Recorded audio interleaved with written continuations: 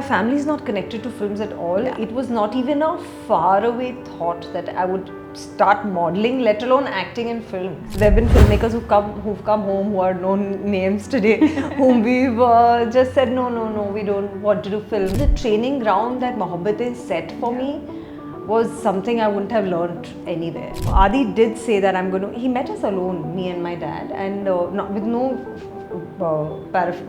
flurry paraphernalia around him. It was just him. Yashji and Pam auntie they're so friendly and so much like, they treat you so nicely. Karan Johar himself trained with me for Adas, filmy Adas, made me perform on different songs. There was absolutely no distinction between anybody on the set. Mr. Shah Rukh Khan and Mr. Amitabh Bachchan themselves are so, they don't let you think that you're talking to a big superstar. They're so down to earth. I remember Shah Rukh sitting on this floor with a spot boy and chatting with him about his life and everything. I remember he was just chatting with him and sitting there. Nobody had a chair with their name on it or anything. Was there like a moment where you were a little intimidated? Mr. Bachchan, he is, and Shah Rukh Khan as well. I think they're very charming. Where I go, people are calling me and say, "Oh, Kiran," or the Mohabbatein girl. People keep asking me that, did you feel that you were very typecast after that, and did this happen?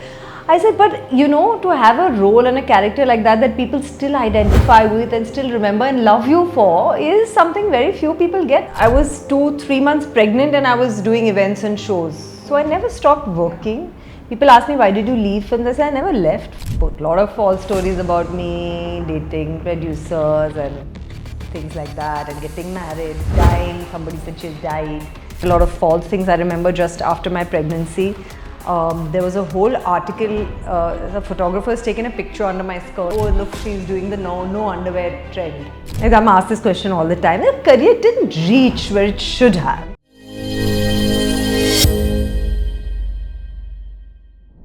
Well, my guest today is extremely special. Each time we have watched her on screen, we have loved her, and the fact that she started off really young but has still managed to stay as relevant as she was when she first started is just commendable.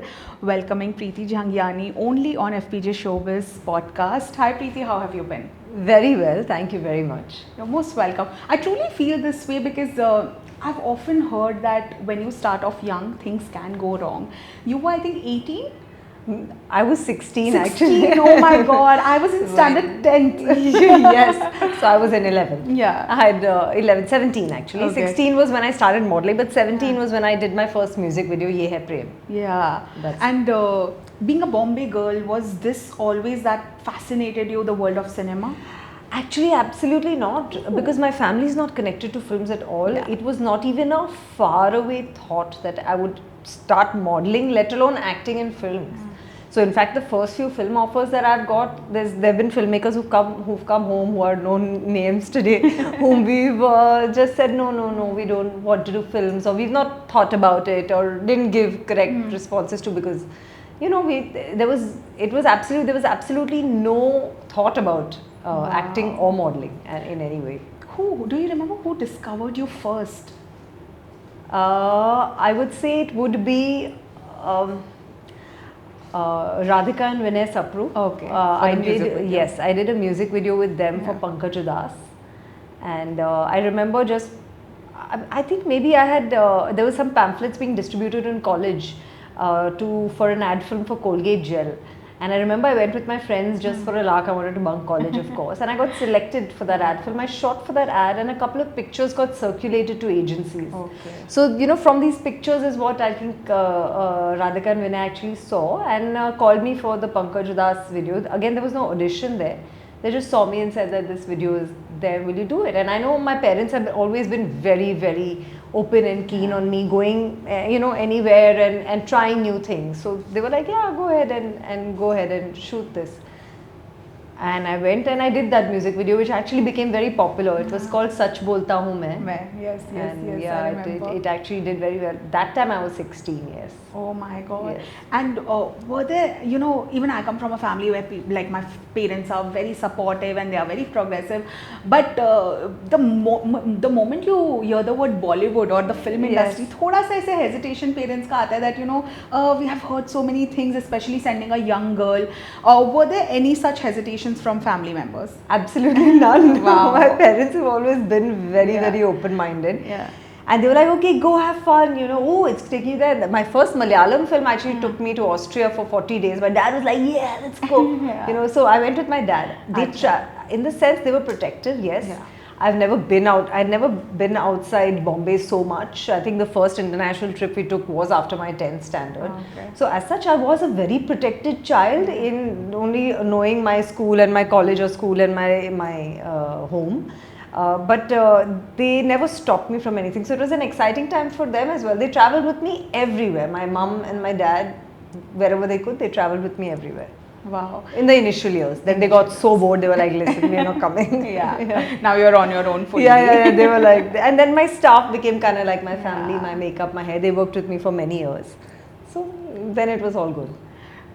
When initially, of course, film offers started, you know, you said that people used to come home Yes. and ask for it, and it's very rare. It doesn't happen to every person, especially when you're not connected to the film industry in any way. Yeah. Did it at any point, because you're also very young, you don't know what's suddenly happening, did it become overwhelming at that point? Very overwhelming. We didn't know how to react to people, how to talk to people who are approaching us for work.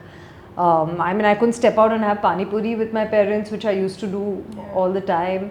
I remember we went to Pune. I think everybody around us also didn't expect it, because when Ye Hai Prem released and they did a tie-up with Hallmark Cards, Rajshri Films, we went for one of the promotional things to Pune, and we didn't realize that there would be that much crowd. We didn't have any security or anything with us, and we couldn't enter the store because there was so much crowd just for that music video. So I don't think anybody even in Rajshri Films expected that it would do that well and it was that popular. We didn't realize the popularity. So yes, it was overwhelming, but at the same time, because you're young, you don't take it very seriously, or you don't give it much importance. And for that, I'm glad that my parents and my family itself didn't give it too much importance and didn't let it get to my head. I was still treated normally. But yes, I realized that things have become different because I couldn't step out anywhere outside Bombay. And what were the initial years in films like? Like, of course, you started off with the South films, and then Mohabbatein happened in Bollywood. And then, of course, you've had a long-running career. And why I use the word relevant is because we see today a lot of people enter the film industry and we think, okay, maybe, you know, they have the talent or the potential. But maybe within 2-3 years, they just vanish. And I don't understand sometimes why it happens. But you've managed to be relevant for so long, especially I say when you started young, you know. You could make some wrong decisions. You could maybe upset some filmmakers by saying no, and all of that has happened with you. So how was the initial years like? I don't know how to answer all your questions, but I'll tell you how what the initial years have been like. For sure, everybody in my earlier South films also treated me with kid gloves. Everybody was very, luckily for me, I don't know, it's just fate, and I thank God for it. I've always met very, very nice people. My Malayalam film, Madavil, I had fantastic co-actors with Vineet and Kunchako. I met Vineet recently in Dubai and it was so amazing to see him. And my director, Dinesh Ji, was amazing. Then I did Tamru with Pawan Kalyan, whom I learnt so much from because he's such a hard worker, and he wasn't that big a star at that time, but he worked tremendously hard and concentrated on each and every aspect of that film. Balkrishnan sir also, again they treated me very like a child on the sets. Narasimha Naidu was a huge success. And then of course Yash Raj Films, I think nobody else could have got that kind of a training ground that they put for me. In spite of having done so much work before, I'd done about 50-60 ad films already, 3-4 Telugu films and 2 Telugu films, 1 Malayalam film, 1 Tamil film already before Mohabbatein. But I feel that the training ground that Mohabbatein set for me was something I wouldn't have learnt anywhere. I'll always be grateful to Adi and to Yashji for that. Take us a little through the process, because a lot of actors, aspiring actors who are watching this, they're very intrigued by the process that Yash Raj puts you through, because recently 2 new actors, you know, debuted and they have done excellently and they spoke about it. And I think they have followed from the time they trained actors like you till now they do the same process. What was that journey like? I think Mohabbatein was the first time that they actually launched newcomers. Yeah. And each one of us was like a solo actor in the film. We never, because each story was equally important in that film. And Adi did say that he met us alone, me and my dad, and with no paraphernalia around him. It was just him explaining to us about what it'll be like and what he would expect from us, at the time that we would need to give.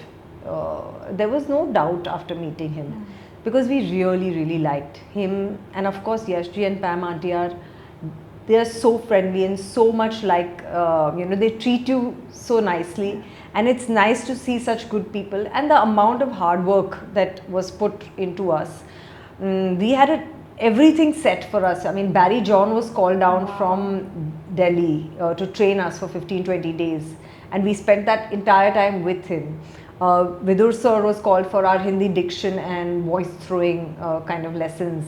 Karan Johar himself trained with me for adas, filmi adas, made me perform on different songs and told me what was working, what was not. With Adi himself, we rehearsed so many scenes from so many films.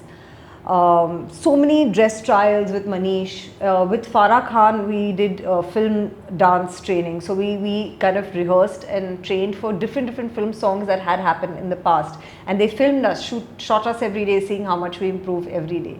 And then just for me, a special Guruji was hired to train me every single day for the 8 months before we started shooting in Kathak, Bharatnatyam and folk dance. My God. So, and Tarun Mansukani was the AD at that time. He used to come to my house every single day. He had to come with a camera, shoot me and show it to Adi to see the progress I've made every day. My God, that and sounds I can imagine like how tiring it must be for him to have watched me every day. And I had received absolutely no formal training in acting, dancing, nothing. So, it was, they must have been so frustrated with me. I have to give credit to Geeta as well, who's now very popular in her own right. At that time, she was assisting Farah. She worked very hard on me for my Indian classical dance as well. So I have to give credit to the people who... Of course. And yes, then it was up to us to make use of all of the opportunities put in front of us. But as such, they left nothing to chance. Because we knew on the set, we knew where we are standing, what we are doing, what is our line, what is expected of us, everything. We already knew what we are doing.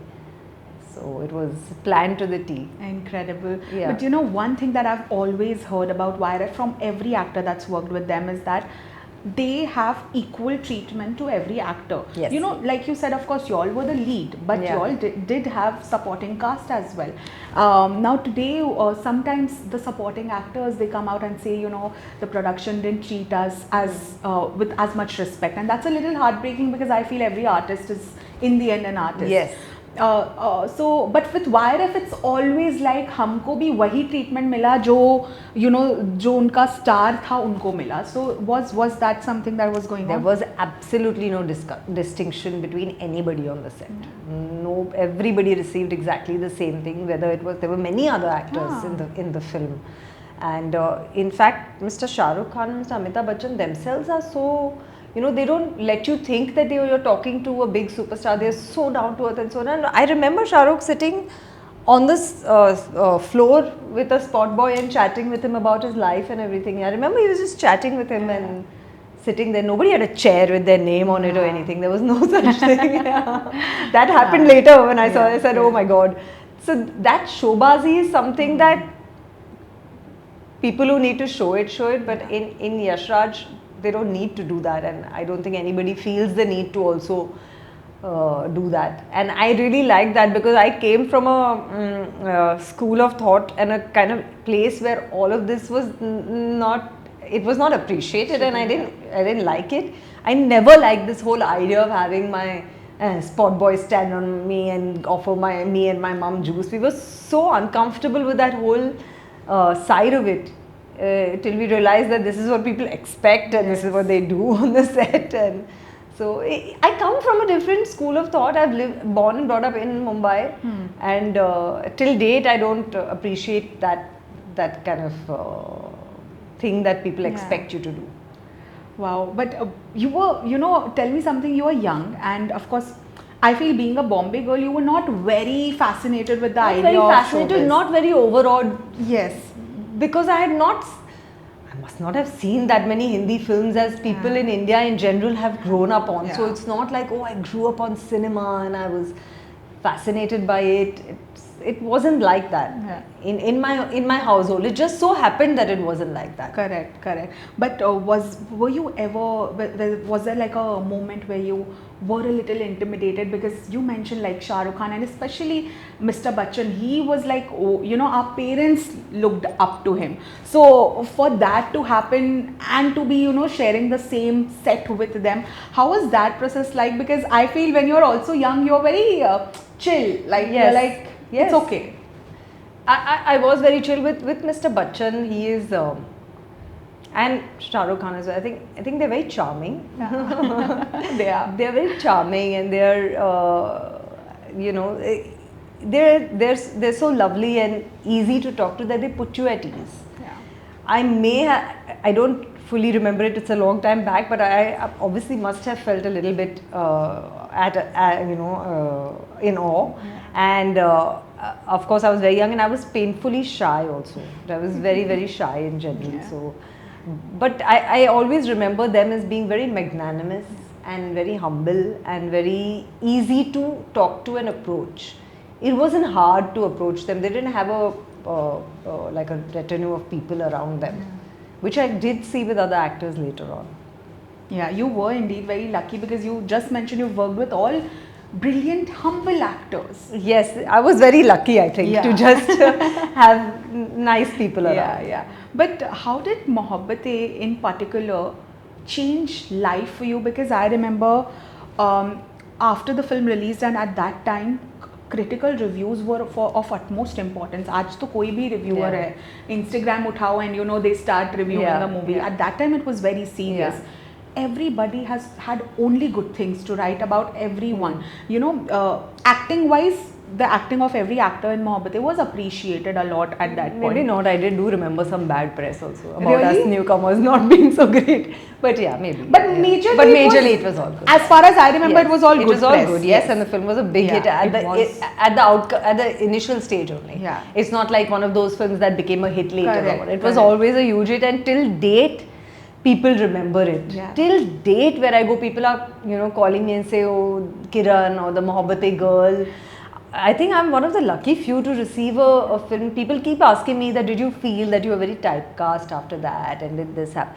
I said, but to have a role and a character like that people still identify with and still remember and love you for is something very few people get. So no, that typecast is great. Great, yeah. It's great that they remembered me like that. Yeah. And I loved it and I enjoyed it.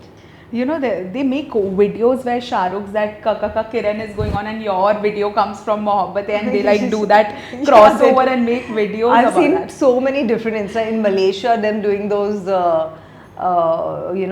in Malaysia and Indonesia, it's been a huge success. Yes. So there again, people have been making reels of it and shooting it exactly the way it was shot, things like that. Innumerable reels. Wow. Memes also. Did you which are funny. watch the re-release? It happened during last year, Valentine's Day. Yeah, of course. I mean, I didn't see the film again, but yes, I The know that. re-release Yeah, happened. Yeah. Wow. Okay. What's your kids' reaction? Because of course, they have seen you're their mum, but of course they keep seeing your work also. They don't keep seeing my work. No? Or Parveen. They may have seen Khosla once on TV, but they haven't in entirety watched Mohabbatein. My 14-year-old and my 9-year-old now, they till date are not very. They've grown up on English films, I would say. All your Marvel superheroes and this and that. We keep them away. I don't know if you're aware, but we don't show them on social media. We have never shown their face on our Instagram or our social media, and we don't take them for film events and things like that. We don't want them to grow up in that in any way thinking that they are superior or junior to anybody. I think they should grow up in a normal fashion and do what in the end what they like to do and not feel compelled because the glamour and the aura of the Indian film industry, Hindi film industry attracts you, but you must realize that there's a lot of hard work. That is true. And in any field, there's no time for laziness with the competition around. So there's a lot of hard work in everything, and I feel they should be allowed to make their own decision rather than just attracted. Yeah. What is your stance on Bollywood camps or these groups that are being made? And it's honestly, it happens in every industry. Even in our media industry, Yes. politics is a big part. Yes, yes, You yes. have to decide if you want to be a part of it or not. And when you're not a part of it, yes, you will lose work. Yes. When you don't go to those hi-fi media parties, you will lose Yes, connections. yes, yes. And our industries they're quite similar. Yes. When you make that, because you look like somebody who probably did not go out of her way a lot to do work, and I respect that because I am also similar. I feel calm ho gaya, now it's done. If genuinely I bond with somebody, I go out of my way to bond with them. But when those parties were happening and you were getting invites and people must be pressurizing you that you must be there, what was going on in your head to make this decision? See, everybody likes to work with people they are friendly or comfortable with, and there's nothing wrong with that. I suppose I would do the same thing, but I would remain true to my story in casting an actor, and I would want to cast somebody who suits the character more than somebody who I'm friendly with. But not everybody thinks the same way. And yes, I'll agree and I'll admit very openly that I wasn't very great at going for parties and things like that. Like I said, I wasn't very overtly ambitious as well, and it took me a long time to decide that okay, this is going to be my career now, this is what I'm doing. And that and also initially only I was so busy working. Initially I was living out of suitcases and going here and going there. Who had time to think about parties and this and that? I was shooting constantly. And I think maybe I didn't put in that much thought into which scripts I was choosing, or I was just going along with the flow. And I guess maybe I didn't have a lot of advice from the correct people and managers and things like that. We didn't, like I said, we didn't like that whole aura of that secretary who used to be there. We used to hate that. So we didn't get into that, and I was doing films if I just kind of liked the people. And so yes, I was not overtly ambitious, and I didn't go for too many parties. I did used to go out and enjoy myself, but I didn't do immense networking, which I think is right and wrong. It's wrong also because networking does help, and it does help you meet a lot more people and get to a lot more places. So it's right and wrong. It's just what happened at that time. Like I said, I was too young and I didn't give it much thought. So I didn't do much networking. You admitting that you were not overly ambitious. This, firstly, hats off to you for doing that, because today we've become, oh my God, our entire career has become our life. Which shouldn't be it. I think that time was a little different. And this is a very fresh take on having a career that I did what I enjoyed doing, and I love it. And I see so many people asking you the same question that we thought we will see you in every film and every this, and firstly there's limited time. You can't be in every film after you have become super successful, and also some things are conscious decision. So how did you tackle that, and how do you deal with people asking you this thing that why were you not in every other film? I'm asked this question all the time. My career didn't reach where it should have after that. Now, my career reached somewhere is a big, I'm still here. It did go to a peak. Whatever goes to a peak and I will still come worked down. with Vikram Bhatt in Avara Pagal Deewana. I did Vatera Kya Kehna with Govinda. I did Anarth with Sunil and Sanjay Dutt, and An again with Madhur Bhandarkar, LOC with JP Datta. I did a film called Chand Ke Paar Chalo, which did very well also in UP and the North. So I did do a lot of movies after that. But I guess not every film can become a Mohabbatein. And I was working constantly. I was 2-3 months pregnant and I was doing events and shows. So I never stopped working. People ask me, why did you leave films? I said, I never left films. I kind of started doing different things, and we started our own company, Sven Entertainment, which was producing films. I produced a film as well.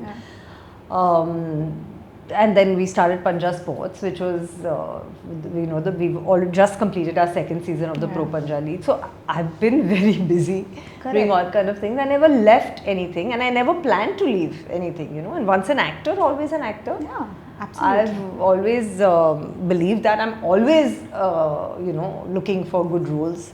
It's a very different time now than before. And like you said, I was comfortable because I didn't have my rent to pay. I was living with my parents. Not everybody has that comfort. So I can understand being ambitious and wanting to get there at any cost. And that fire is also good. I got that fire much later when, in my acting and my scenes. Like I feel if you see my performance in Kafas now, on Sony Live, it's much better than what I did earlier because I actually want to do a good job, and I thought about the character and worked a lot more on it that I may have worked when I was younger. So different things come at different times. Absolutely. For people. How did this entire business idea come to your mind? It's very fascinating to me because you're an actor, and then suddenly you get into something and you do well in that as well. How do you balance it? Plus you have a full-fledged personal life, you have kids, you have a family to manage as well. Yeah, it's very hard. You always feel at some time that something is being neglected. Yeah. Either you're neglecting your kids or you're neglecting your work, and I think women are multitaskers though. Correct. And we can do everything, so we do it. But yes, let me start with Sven Entertainment because that was a natural progression for me and Parveen. Okay. See, Parveen I think he's a director at heart. So he always wanted to tell stories and he writes as well. So he wrote this fantastic script called Sahi Dhande Galat Bande, which we shot then in his village on a shoestring budget. Wow. And it turned out amazing. The film turned out fantastic. And it was showcased at a lot of Indian film festivals, a lot of abroad film festivals abroad as well. And then yes, also combat sports has been a huge passion of Parveen's, and it's been on in our house always. My son, he boxes, he does Brazilian Jiu-Jitsu, he does karate, so combat sports in general has always been a big part of our life. And the MMA India show was a podcast. We started as a podcast but went on to become the #1 MMA site in the country. We are directly affiliated with the UFC as well. So from that stemmed the idea of getting into sport and getting into the promotion of sport. And we chose arm wrestling because we felt this was a sport from which us coming in would make a difference. Every other sport has so many people in it. Correct. But arm wrestling didn't have any support or anybody in it, and that's how we decided to come into it. We felt it's a sport that can capture the fancy of the nation. Yes. It's easy to understand. Everybody has done it once in their life. Correct. No special equipment is required to play it. It's a low financial entry point. And this is the sport we felt could really make it big because we saw a Panja match and it was so exciting. It was very, very exciting. And I think the Pro Panja League season 1 proved that. Yes. We got 32 million unique viewers. And today our social media stands at almost, it's crossed 1.2 billion a long time back. After this season, I haven't seen the numbers yet, but it's gone. The social media has gone through the roof. And let's see what the numbers say for season 2. But as far as I know, people are watching. Of course, yeah. It's become a huge deal on the internet because you're scrolling and suddenly a reel comes. And it is actually a very fascinating sport. I will agree. Yeah. Because we've all chalo panja ladate and it's easy to understand. Yes, it is. And exciting to watch. That is. And you start rooting for the players. And what we've done is not put our face everywhere. That's not the idea of the sport. Correct. We have tried to make stars of every athlete in their state. So we went to Mizoram as well. One of our boys, Denik, he won the Asian Championship, the gold in the Asian Championship, and he became a huge star there. Like he's even doing a local movie. Amazing. So we went there and we did a special competition around him. We called some foreign athletes from Kazakhstan, which is the #1 country in arm wrestling. 20,000 people came to watch it, and I'll show you that reel after we finish the interview. And it was huge. The ground was full of people chanting Pro Panja League, Pro Panja League. So send it to me. I'll attach it to this conversation I'll because send it to you. People will also like watching what you're talking about. I'll send that video to you. So it's become that popular in States. I'm also the president of the National Federation, which is the People's Arm Wrestling Federation India. So I also take now September 10th, we take Team India to Bulgaria for the World Arm Wrestling Championships. Earlier there used to be a 2 or 3 athletes that used to go. We are taking a 50-member team. Oh my God. Yeah, huge. Which is huge for arm wrestling. Yeah, yes. it is. Yes. Wow. You know, you need to have a very supportive partner to accomplish all of these things, and I feel gender no bar. Even a man needs a supportive partner. Yes. A woman also needs a supportive partner. How is your relation like? Because you guys are of course also handling this together, and in every business, in the end, of course, the commercials matter. Everything goes up. There are ups and downs. It is how you handle everything together as, you know, as partners. Yeah. So how has that journey been? See, I have to tell you one thing about Parveen. He's very different from anybody else that I had met, and that's what had attracted me to him in the first place. He doesn't have just one interest that, okay, I'm an actor and I only need to look good. He was always into photography, you know, trekking, diving. He's done underwater photography, and it kind of interested because my whole life had been, since I was very young, acting. That's all I was doing, and then I was all in between all of these people who are only looking at themselves in the mirror. And I found it very refreshing to have somebody who has other interests and is more interested in his craft rather than just how he's looking on screen and having to check the monitor every time. So I found that very refreshing about him. And I have to say one thing: if it was not for Parveen, I would have been sitting on my couch and gotten off it. As such, I'm a Leo, and like I said, you know, I was always very laid back until date. That is, I would say, kind of negative because I'm laid back about things. So, क्या हो रहा है?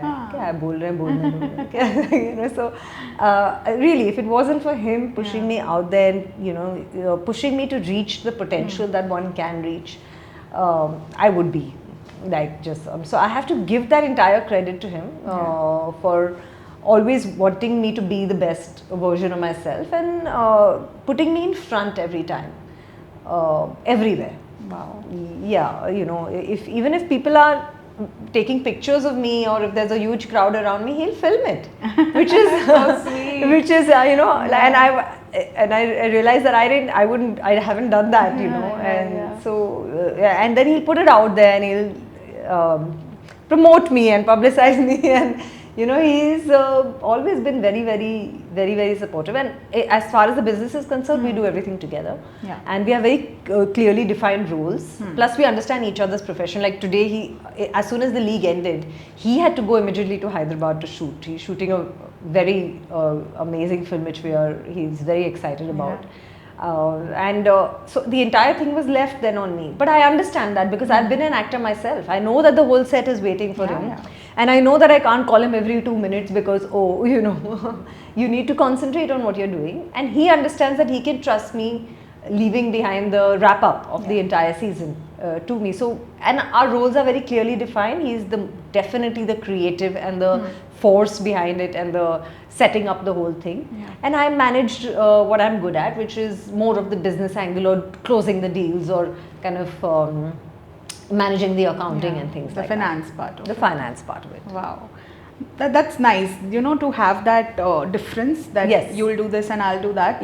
That also becomes peaceful to handle it together. Yes, and I know very well I am really not the, you know, Parveen is good at finance himself and he could have done a lot of it himself. But creatively, you would see me like setting the shot up. So we've presented also the sport in a very sport entertainment way. It's very, you know, WWE, there's glamour, there's sex appeal, and there's these guys and females coming out there and power. But what happens on the table, the sport is real. You know, you can see their veins, you can see their eyes. So we have presented the sport in a very, given it a different language from other sports, which is what we wanted to do from the beginning.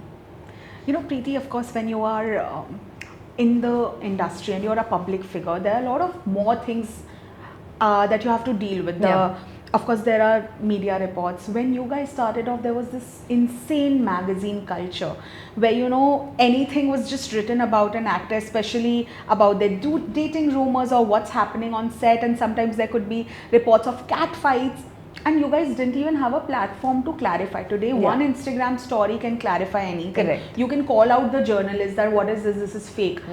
At that point you didn't have access to all of that. You seem like a very chill person who didn't really get into all of these things. But how was your relationship, and how has it evolved with the media? For sure, there were articles. I was almost going to name the magazines, but and now I have a very good relationship with that magazine. But yeah, they put a lot of false stories about me, dating producers and things like that, and getting married, dying. Somebody said she's died, and things like that, which really did affect filmmakers' perspectives about you. A lot of things happened at that time. And sometimes, see, they wouldn't affect me personally, but the family around you, then they keep talking and they keep saying and they keep, because the family is, you know, around you, and my entire family does live here, close to me. So yes, it did affect my families and things, that these things were being written about. But again, it's been a long time. It's a long time back, so it didn't. But yeah, the media did write a lot of false things. I remember just after my pregnancy, there was a whole article, the photographer has taken a picture under my skirt, and a whole article about how, and I remember I was just 2-3 months, just delivered my baby, and I had to promote our film, Sahi Dande, Garat Bande, so we were traveling to promote it. And they took a picture under my skirt and said, oh look, she's doing the no underwear trend. And I think that it was probably my stomach sticking out, and like, oh, you've done it purposely to do promotion for the film and to garner publicity for the film. I was like, if I had to do that, I would have done it. Yeah. Why would I do it now? Yeah, I would have done a booby shoot like sometime. I wouldn't do it now. You know, and things like that. And that was that's one thing I remember that was quite, you know, that affected my family quite a bit. Oh God. Yeah, it was all over the papers, and I put in and the photographer, the paper actually said, they put my clarification the next day, but they wrote down that we stand by our photographer. And today, if a paper had done that, they would be, of course, you know, or if it had happened to maybe like a bigger actress or something, it would have. But I often wonder how I allowed that to be accepted. At that time, you don't think so much, or how that was accepted by anybody. Your photographer has done a great job, you know what I mean? Like, good, you must stand by him for taking a picture under a lady's skirt, you know. Oh my God. This is a reputed, known newspaper. My God. They're saying, we'll put your clarifications. And they did put my that. I said something like, this is nonsense, it's untrue. Of course. And like, yeah, I was wearing underwear. Why would I roam around without an underwear? You know, like. Wow, my God. So, such things still keep happening. Not on a level, because now everyone's become very mindful. Yes, now people I remember somebody saying that, oh, look at Deepika's cleavage, and then showing that whole, and she was like, listen, I do, I mean, I'm female. And I will have a cleavage and I will wear clothes that I like, right? No, but you know, it's like, even if you're not trying to, you know, have it out there, if somebody's going to put a certain angle on the, you know, these are female body parts. Correct. You know, we have also been dealing with this pap culture. I don't know what your relationship is with the paparazzi. I think you guys try to stay as away as possible, and you don't call them and all of that. But do you guys know, right? No, of course not. We don't. Yeah, that's what. So I was saying, yes, we do stay away, but we don't. It's not. Sometimes it's a compulsion of, you know, like when I did a show or something, they were there. Yeah. And I don't mind that. Course, during promotions, it's necessary. The production only calls them, right? Yes. There are certain angles, especially for actresses, that they do, and Mrunal has spoken about it, that they will always zoom into my lower body and all of those nasty things which she doesn't appreciate.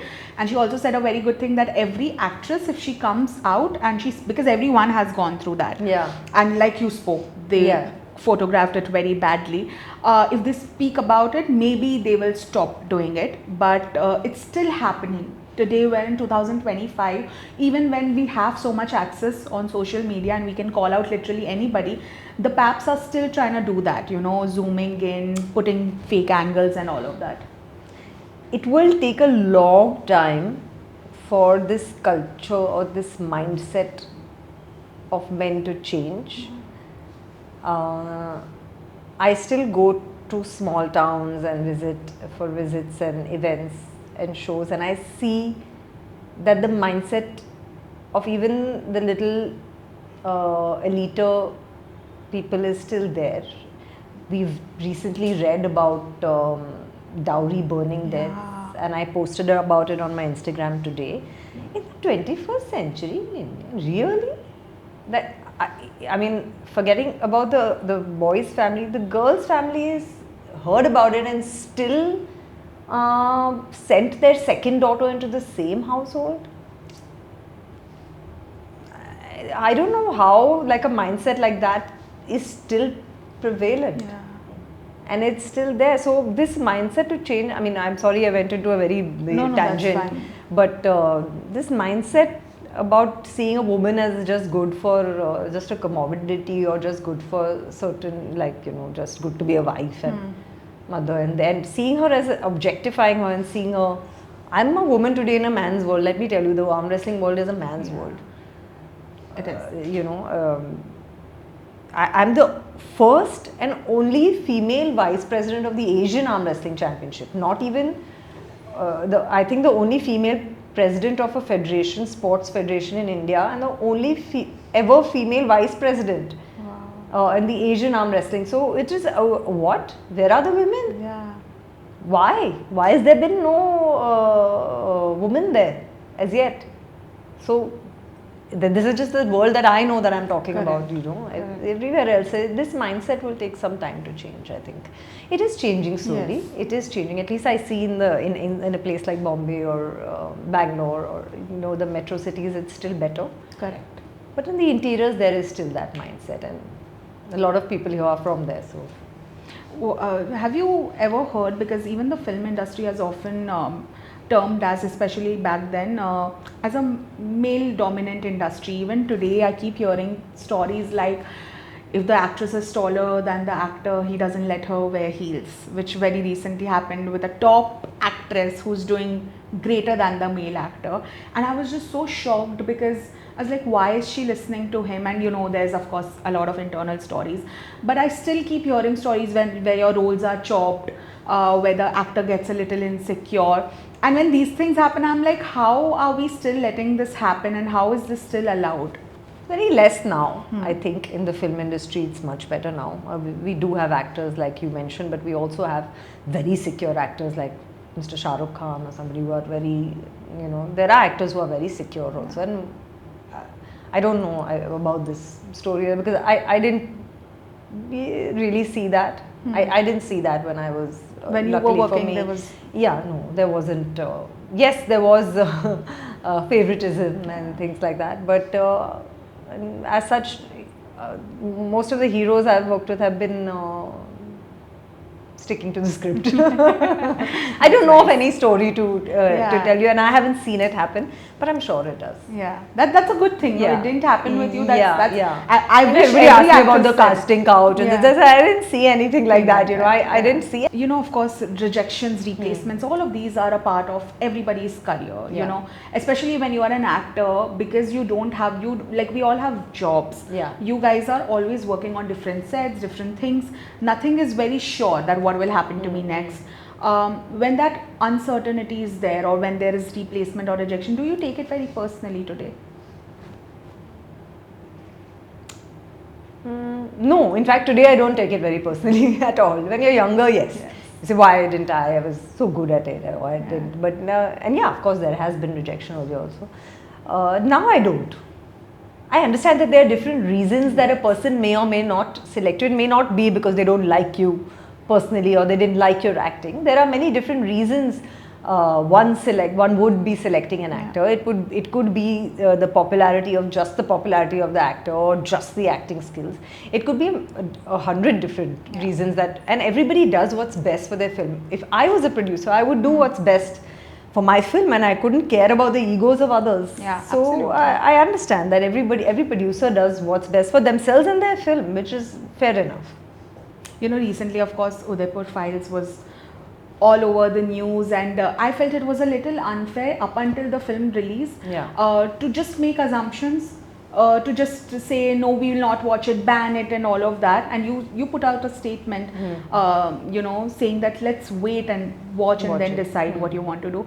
What was going on in your mind? Because as an actor, you work so hard, and then people just make assumptions before even watching the entire project. See, if you watch the film, you'll see that the film is not about one particular community or clan or banning any particular community clan. It's a true life story about the truth about what happened, and everything is shown to the T the way it happened.